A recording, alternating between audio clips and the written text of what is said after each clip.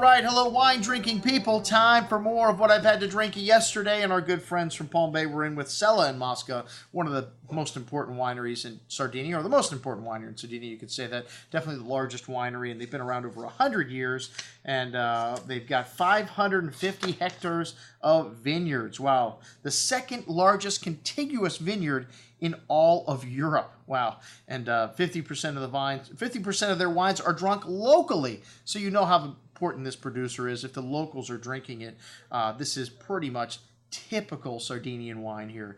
And this is the white we're serving, which is a Vernaccia di Sardinia, which Vernaccia, this is where this grape is from. You know, you find some of it grown on the Tuscan coast in Bulgaria and some other parts of Italy, but this is where, you know, this grape has become famous. And you get a little bit of that briny character because the vineyards are very close to the sea in this wine. That pineapple, kind of ginger spice, white flowers.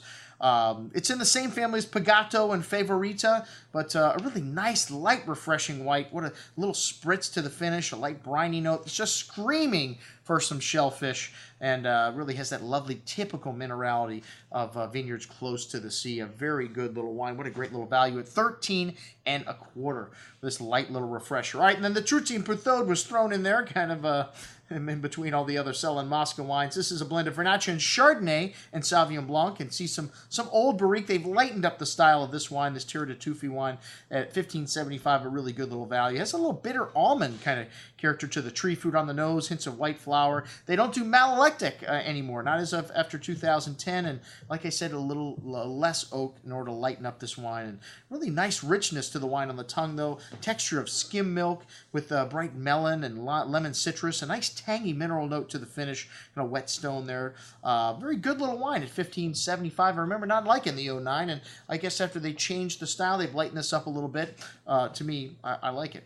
Anyways, the Sella Mosca Cannonau de Sardinia is up next, and Dr. Oz did a piece on this, and then everybody started buying it because they thought it was better for them than other wines. Cannonau has a higher level of antioxidants or whatever, you know, other chemicals in wine that make it, you know, fun. I don't know how many people live to be 100 years old live here. And, no, they just found Dr. Oz is one of the best snake oil salesmen on television. Anyways, CNN just did a piece on him. And not that it's any worse or any better for you than any other wine. It's great that you're drinking wine. The Surgeon General recommends 3 to 5 glasses a day. It doesn't have to be from Sardinia. It can be from anywhere. Anyways, this is a really unique grape varietal here. It's also known as Grenache in other parts of the world.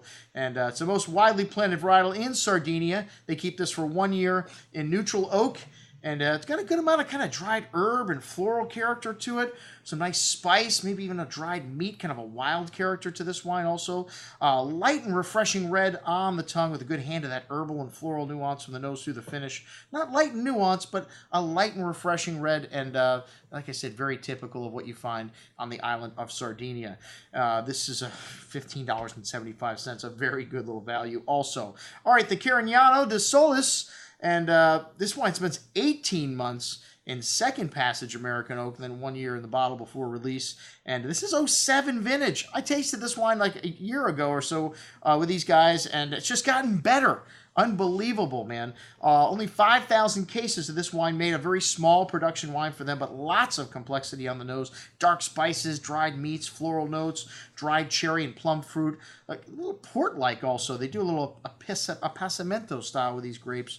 And really get a little of the American oak there also. Really nice nuance and spice showing through on the tongue there with that rich berry and plum fruit. A firm hand of acidity here, holding things in together. The tannins really smooth out nicely here. A little bit chalky at the end, but a lot of fruit here. This wine, you could put in your cellar for another decade. It's $15 a bottle. Wow. All right, and then the Sella Mosca Marchese de Villamarina.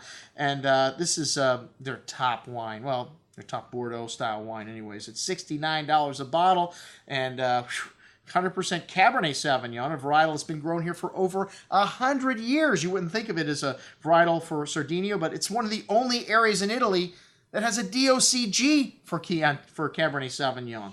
Anyways, this is very Bordeaux-like on the nose. Kind of savory herb, cigar box, spice, gravelly, minerally notes to the current and cassis berry fruit. A mix of both French and American oak, and released after the 5th year after the vintage, so held back very long. 89 was the first year. They don't make this every year, but it's won the Trebbiacchieri 12 times, making it the most consistent winery in Italy when it comes to Trebbiacchieri awards.